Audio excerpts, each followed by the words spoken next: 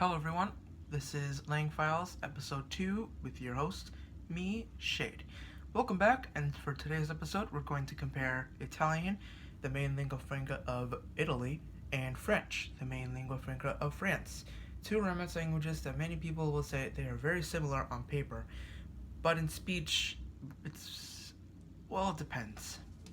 French and Italian are both Romance languages, meaning they both evolved out of Vulgar Latin.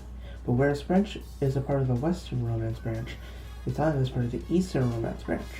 While both languages have 89% lexical similarity, meaning there's an equivalent in the other language, they are in most part not mutually intelligible, mainly in speech, and a little bit less in writing. Vocabulary. As I said, 89% lexical similarity means that they're cognates in either language. Let's look at some cognates right now. Meilleur, meglio, Meaning better, peu, poco, po, meaning little. Note that in Italy, po is used more than poco, but both are correct, vouloir, volere, meaning want.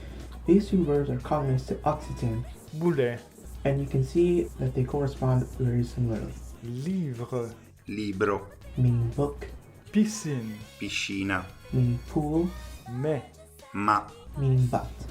But vocabulary is very different in everyday speech. For example, avec, con, meaning with, où, dove, meaning where, and rien, niente, meaning nothing. But there are also many false friends or false cognates, whereas they look and sound similar or the same, but have a different or similar meaning. An example is, retourner, in French, this means to return, while in Italian, ritornare, means to return again or come back. Another example is the word facteur, which means postman in French, but in Italian fattore, means factor. Pronunciation. R is usually pronounced R, a voiced guttural fricative, just like in Portuguese, while R is usually pronounced R as an alveolar ch or R, an alveolar tap in Italian. Note that in French, R and R are also used in many dialects, but the biggest difference are in the vowels. French has 4 nasal vowels and can be written in many different ways, while Italian doesn't have these nasal vowels, only oral ones. Let's hear those vowels in French. un, on, un, To demonstrate these nasal vowels, let's look at the cognate words for dog. In French chien, and in Italian, cane, notice that the French word has a nasal vowel represented by en, but in oral vowels, Italian has 7, while French has 13. Pronouns. Pronouns in both languages are very similar, of course, because they both evolved out of the same language. Here we can see some cognates in both languages, like tu, tu, vous, voi, elle, ella, nous, noi, gender. All nouns have either 2 genders in both languages, masculine and feminine. For example, la fille, la ragazza, meaning the girl. These words are feminine. And le vin, il vino, meaning the wine. These words are masculine. In terms of articles, French has only 3, le, la, and le. But in Italian, definite articles are more complex and need to be memorized in which ones are used with which. Verbs. Both languages have 14 tenses, 7 simple tenses and 7 compound tenses, plus the imperative form. But one difference in both languages is the verb for be. In French, être, but in Italian, there are 2 verbs meaning to be, essere, for a permanent situation and stare, for a temporary situation. stare, Actually means to stay, but is used in this way for be. I'll give an example meaning we're playing with his bunnies. In French, nous sommes en train de jouer avec ces lapins, and in Italian. stiamo giocando con i suoi coniglietti. In the Italian sentence, the verb stare, because the playing is the situation, which is impermanent.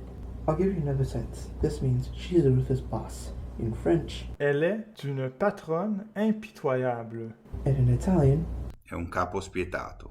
In the Italian sentence, the verb's essere, because the situation, or personality in this case, spietato, is permanent. The past tense is composed similarly though, with in French it's passé composé, and in Italian. Passato prossimo. In French, you use the verb être, or, avoir, meaning to have, plus the past participle. Similarly, in Italian, you use essere, or avere, plus the past participle. Let's look at a few examples. In French, j'ai parlé à mon père ce soir, And in Italian, Ho parlato con mio padre questa sera.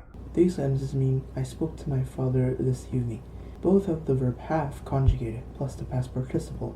The past participle stays the same regardless of the subject for Italian, but in French it does for the object.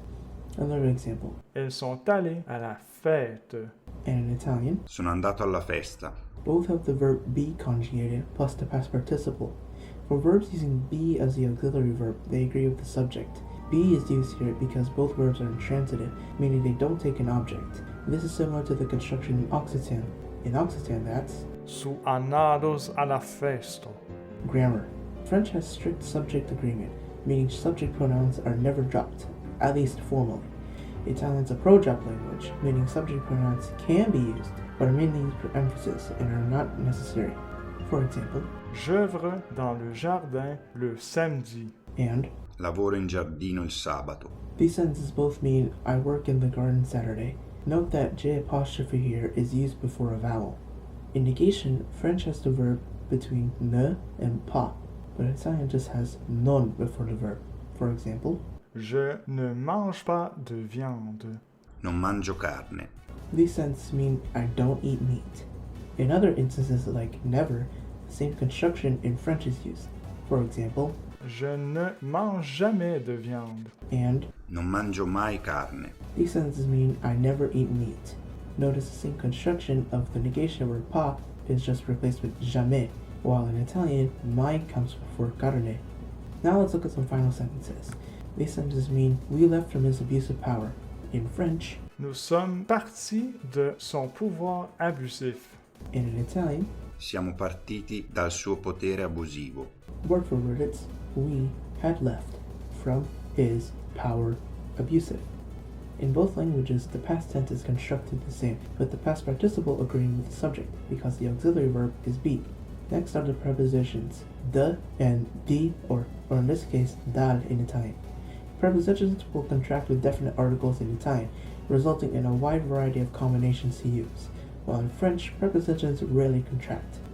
The Italian sentence has a contraction because the possessive pronoun is always preceded by a definite article, while in French the possessive is not followed by a definite article, so Suo. is Son, in French. Next are the verbs for power. pouvoir. Potere. Both the words for power here also are the verb can, coming from Latin potere. Finally, we have the adjective abusive. Abusif. Abusivo. Just like articles and possessive pronouns, adjectives also agree with the noun. Because the word for power is a masculine noun, the adjectives and possessive pronouns agree with the masculine endings for the word power.